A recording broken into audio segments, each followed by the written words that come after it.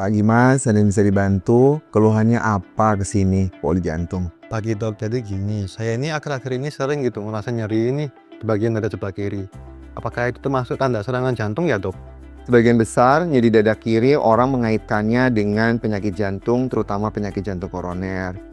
Sebenarnya nyeri dada kiri itu dapat disebabkan juga oleh organ selain jantung, seperti bisa juga karena syaraf, bisa karena ototnya, bisa karena paru, ataupun masalah pencernaan yang sering banyak terjadi. Jadi untuk kita mengetahui adanya penyakit jantung, terutama penyakit jantung koroner, diperlukan pemeriksaan lebih lanjut seperti itu.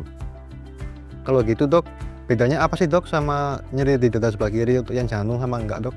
Oke, biasanya kalau nyeri dada disebabkan oleh jantung, yaitu penyakit jantung koroner. Keluhannya itu dia dadanya berat, nyeri dadanya berat seperti ditekan, ditindih, ataupun diremas. Kemudian nyeri dadanya itu biasanya pasien tidak dapat melokalisir dengan jelas. Jadi dia akan bilang dadanya sakit sebelah sini dok. Keluhannya itu bisa timbul pada saat pasien istirahat maupun aktivitas. Dan tidak berkurang dengan misalnya manipulasi, misalnya pasiennya miring kiri, miring kanan, tarik napas, maupun seperti dipijat-pijat seperti itu. Kemudian dapat diikuti juga dengan gejala-gejala lain, seperti misalnya pasiennya mual, muntah, bahkan sampai keringat dingin seperti orang habis mandi.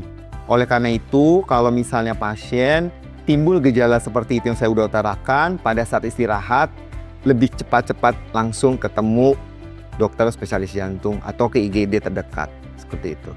Saya itu akhir-akhir ini sering khawatir gitu Dok, karena kayak pernah baca di Google artikel berita katanya kalau penyakit jantung ini bisa menyerang di usia muda gitu Dok. Apakah itu benar ya Dok?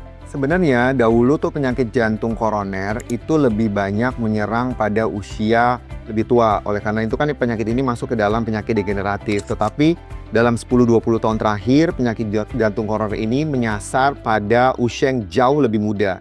Hal itu disebabkan oleh apa dok? Ya pertama karena gaya hidup.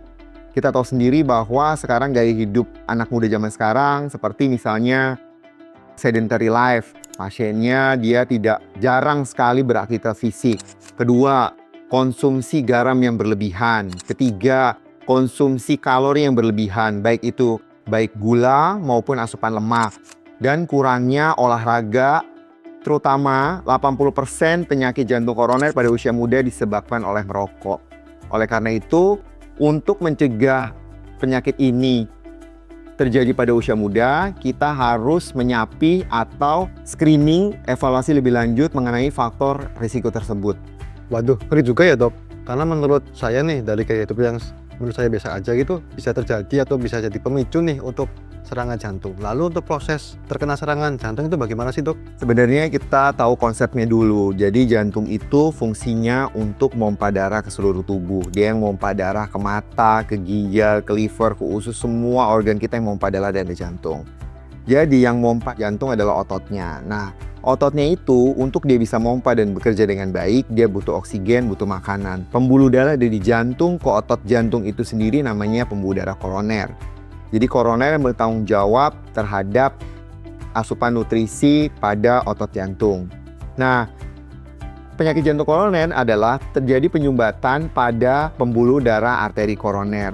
Itu disebabkan oleh apa? Pertama, biasanya disebabkan oleh kolesterol yang tinggi, kemudian disebabkan oleh rokok, kemudian disebabkan oleh diabetes atau kencing manis, dan penyakit lain seperti misalnya pada pasien gagal ginjal, baik itu cuci darah maupun tidak cuci darah. Dan juga selain itu adalah hipertensi atau tekanan darah tinggi.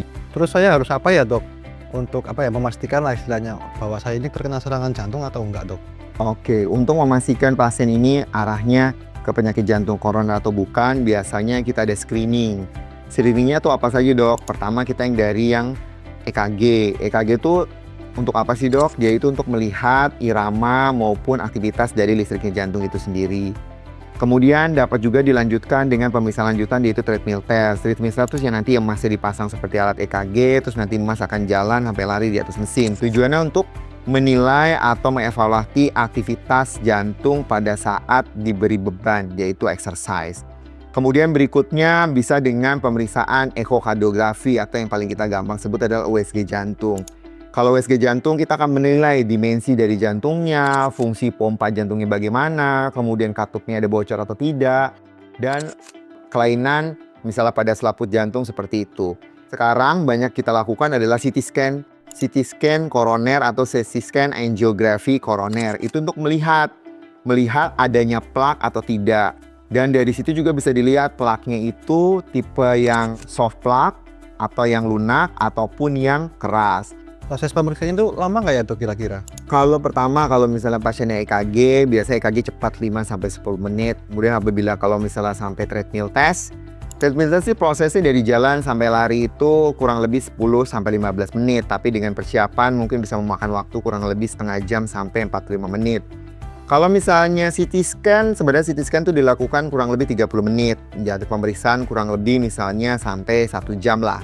Tetapi kalau misalnya masnya sampai kateterisasi dok, kadang-kadang kita juga ada lakukan untuk diagnostik kateterisasi. Kalau hanya kateterisasi saja biasanya cepat, antara 30 menit sampai 1 jam. Tapi kalau misalnya sampai tata laksana itu jauh lebih lama lagi, seperti itu. Terus ada nggak sih dok cara nih agar usia muda seperti saya itu tidak terkena penyakit jantung dok? Sebenarnya penyakit jantung koroner ini dapat kita antisipasi. Kalau kita di dokter jantung ada tagline tuh namanya cerdik. Pertama yaitu C-nya adalah cek kesehatan secara rutin dan berkala. Kemudian E-nya adalah enyahkan asap rokok, R-nya yaitu rajin beraktivitas atau berolahraga. Kemudian D-nya diet sehat dan kalori seimbang. I-nya yaitu istirahat cukup dan kelola stres. Cara pengobatannya itu seperti apa ya dok? Terapi yang kita berikan itu tergantung pada kondisi pasien tersebut.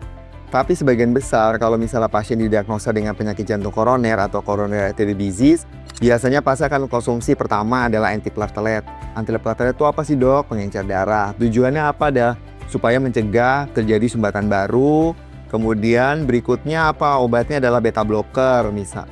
Seperti disoprolol, seperti itu. Tujuannya itu untuk apa? Untuk menurunkan denyut nadi dari jantung itu sendiri. Berikutnya ACE inhibitor, contohnya seperti yang belakangnya sartan. Itu tujuannya sebetulnya ada 2. Pertama, untuk mengontrol tekanan darah atau juga itu sebagai obat gagal jantung. Berikutnya, sering dikasih obat kolesterol, misalnya statin. Tujuannya adalah untuk mengontrol kolesterol. Oleh karena itu, statin kita berikan walaupun kolesterolnya sudah normal seperti itu. Oh oke, baik dok. Terus misal nih saya amit-amit ya kena serangan jantung, apakah saya harus operasi ya dok?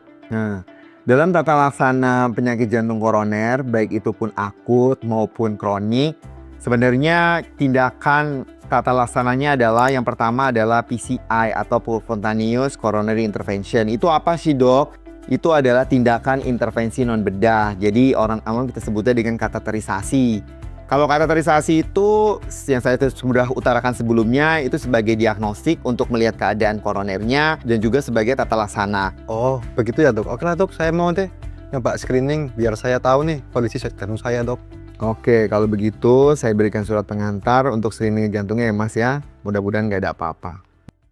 Ya, berdasarkan data riset DAS tahun 2013, kita lihat bahwa pasien-pasien dengan penyakit jantung, terutama penyakit jantung koroner yang menyasar usia muda itu mulai cukup banyak dan meningkat tiap tahunnya. Contohnya, jumlah orang dengan penyakit jantung pada usia 15 hingga 24 tahun saja sudah menembus angka 140 ribuan. Sedangkan yang usia 15 sampai 24 tahun sudah kurang lebih 139 ribu. Bila dibandingkan dengan usia yang lebih lanjut, yang insidensnya kurang lebih 130 ribuan. Hal ini dapat kita maksudkan bahwa penyakit jantung juga terutama penyakit jantung koroner rentan dialami oleh anak muda dalam usia produktif. Oleh karena itu, sahabat Mika yang masih muda jika mengalami nyeri dada disertai gangguan kesehatan yang lain, oleh karena itu sebaiknya segera memeriksakan diri ke dokter segera. Lakukanlah screening jantung sedini mungkin, tidak ada kata lambat untuk mencegah gangguan kesehatan jantung yang lebih serius. Sahabat Mika, terima kasih sudah datang ya. Saya Dr. Kurniansyah Indrianto Rahayu, dokter spesialis jantung dan pembuluh darah konsultan kardiovaskuler dan intervensi di Mitra Keluarga Cibubur. Salam sehat, sampai jumpa di sesi konsultasi berikutnya.